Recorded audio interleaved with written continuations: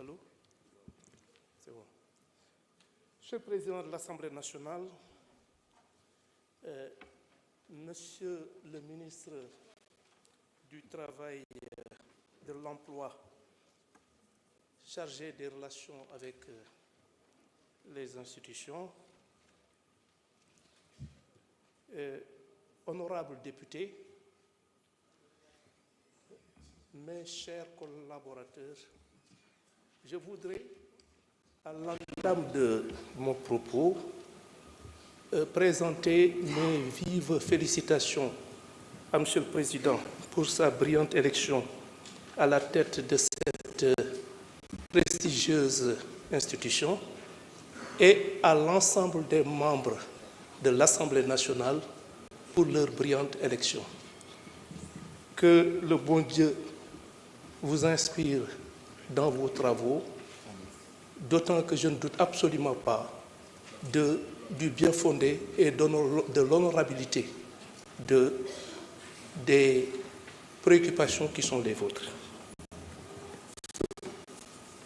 J'ai aujourd'hui le privilège, et c'est la deuxième fois, de devoir défendre les deux projets de loi portant révision de la Constitution et suppression du Conseil économique, social et environnemental et du Haut Conseil des collectivités territoriales.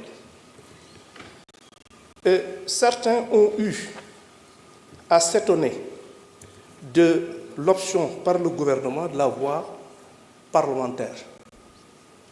Je dois dire que leur étonnement m'étonne également, dans la mesure où c'est l'article 103 de la Constitution qui privilégie les deux moyens, les deux procédures applicables en la matière, soit la voie référendaire, soit la voie parlementaire. Et il appartenait au gouvernement de choisir la voie parlementaire, ce qu'il a déjà eu à faire dans le passé. Parce que dans la législature précédente, j'ai effectivement eu, pour les mêmes motifs, pour les mêmes motivations, à défendre ce projet de loi. Et en défendant ce projet de loi, ce sont les mêmes motivations qui reviennent. Lesquelles motivations concernent principalement la rationalisation des ressources de l'État. Et je l'avais déjà dit, nous savons tous que les ressources allouées à ces deux institutions, à mon sens, sont extrêmement importantes, substantielles, et ma conviction est que la suppression de ces institutions participe d'une véritable œuvre de salubrité budgétaire. Cela dit, le Conseil économique, social et environnemental, de 2012 à 2024, a coûté aux contribuables sénégalais plus de 65 milliards de francs. Et pour ce qui concerne le HCCT de 2016 à 2024, a coûté aux justiciables le montant faramineux de 138 milliards de francs. C'est dire donc que durant cette même période, ce sont les sommes de 203 milliards 702 millions 705 000 francs, 365 francs, qui ont été dépensés. Et je crois d'ailleurs que le simple fait que vous soyez ici, qu'il y ait eu une majorité écrasante qui a été désignée à la suite d'élections transparentes dont personne n'a effectivement eu à émettre la moindre contestation. Le simple fait que vous ayez été élu, après que, il y a quelques semaines, j'ai été éconduit par vos homologues de la législation précédente pour les mêmes motifs, montre qu'il y a une adhésion populaire à cette initiative que j'ai l'honneur et le plus grand privilège de défendre devant vous. Cela dit, il y a eu un certain nombre, on a parlé de rationalisation. Évidemment, dans l'exposé des motifs, il a été bien dit que les ressources ainsi libérées seront redéployées. Et la couleur a déjà été donnée dans le cadre du renforcement des du nombre d'enseignants pour une meilleure prise en compte de notre éducation nationale, de l'éducation nationale, de l'éducation de nos enfants.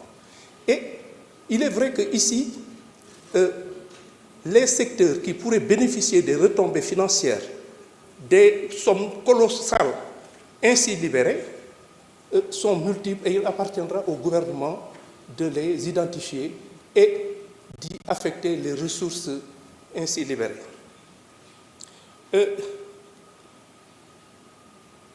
En dehors de cela, j'ai été interpellé sur un certain nombre de questions sur lesquelles je m'efforcerai de répondre de façon exhaustive. Il a été question beaucoup de l'administration pénitentiaire, des conditions de détention, des problèmes de prison. Actuellement, ce que je peux vous dire, c'est qu'il y a un projet de construction de 9 prisons.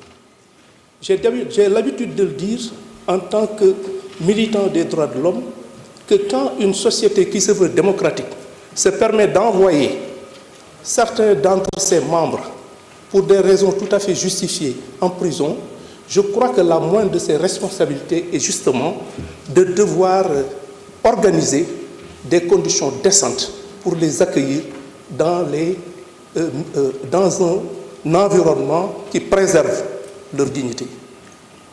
Et donc, on l'a dit, il y a 9 prisons qui sont en cours de construction et il y a principalement le projet de construction d'une prison de 2500 places au niveau de Diamniadio et de 500 places à Fatick. De même, la question du tribunal de Kaffrine a été, du département de Kaffrine, la prison de Kaffrine a été posée. J'ai eu le privilège, le 24 octobre dernier, d'installer ce tribunal de grande instance de Fatick. Et il est vrai qu'il va falloir réaménager cette prison qui doit effectivement faire face à de nouvelles contraintes. Des contraintes inhérentes au fait que, évidemment, il ne s'agit plus d'un tribunal d'instance, mais d'un tribunal de grande instance, avec tout ce que cela comporte comme aléas qu'il faudra prendre en compte.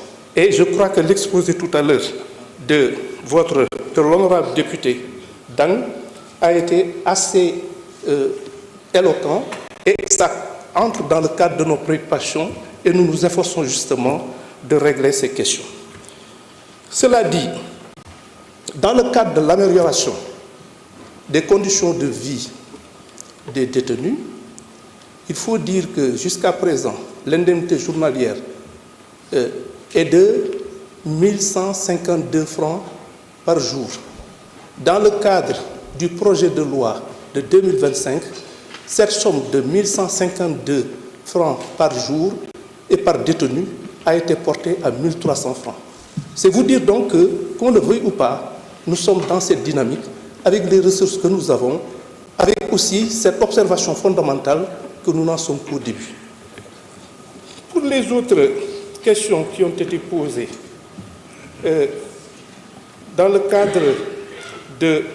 On nous a parlé de la lumière sur les morts que nous avons enregistrés depuis 2021. Une enquête est en cours. Et je crois d'ailleurs que c'est une question de principe et tout simplement de crédibilité. Je pense que si, pour des faits aussi graves qui ont ému tout le monde, et dont certains, autant pour moi, se sont passés en direct, c'est-à-dire sous l'œil des caméras, que ces gens, que ces morts concernant nos compatriotes puissent rester impunis, ce serait un mauvais signal. Parce que ce serait tout simplement asseoir, qu'on le veuille ou pas, un climat d'insécurité que rien ne saurait justifier. C'est vous dire donc que c'est une question de principe. Nous allons nous y atteler, nous allons nous efforcer de faire en sorte que toute la lumière soit faite. Et je vous assure que le travail est déjà entamé. Toute la lumière sera faite et toutes les responsabilités seront établies et les personnes mises en cause, surtout les commanditaires, répondront de leurs actes.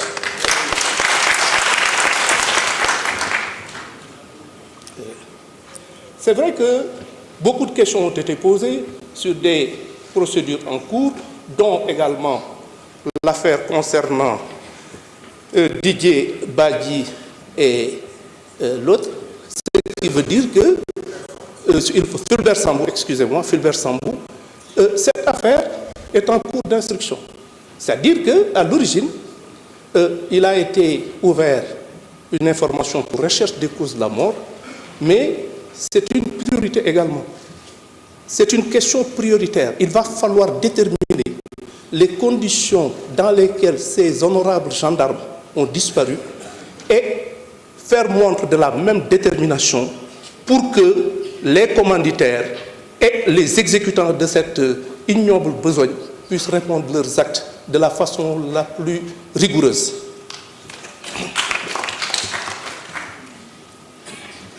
On nous a parlé de la création de nouvelles institutions.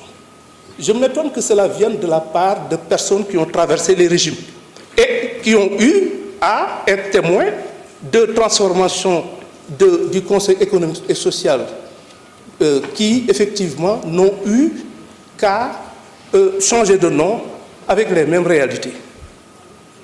Ce que je peux dire, c'est qu'en tout état de cause, la création de nouvelles institutions n'est pas à l'ordre du jour. Parce qu'on a d'autres priorités, on a d'autres impératifs que nous nous efforcerons de respecter au mieux des intérêts des Sénégalais. Pour les autres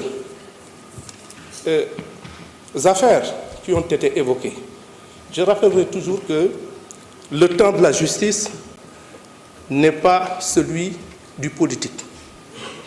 Mais encore une fois, toutes les affaires qui méritent de trouver une solution au mieux des intérêts de la République, toutes ces affaires feront l'objet d'un traitement particulier. J'ai été interpellé sur, en particulier, un certain nombre de questions, notamment le cas de la dame Mariama Sagna. Un honorable député a eu à poser son cas. Dans cette affaire, il y a eu 2 personnes qui ont été jugées. Il s'agit de Saliou Boy et Ousseynou Diop. Ils ont été poursuivis pour association de malfaiteurs, viol collectif, meurtre, avec usage d'un moyen de vol en réunion, commis la nuit avec usage d'un moyen de locomotion. Cette affaire a été jugée par la chambre criminelle du tribunal de grande instance de Pikine-Guédiawaye le 2 janvier 2024. Et les accusés ont été condamnés à la réclusion criminelle à perpétuité. Les intérêts de la partie civile ont été réservés.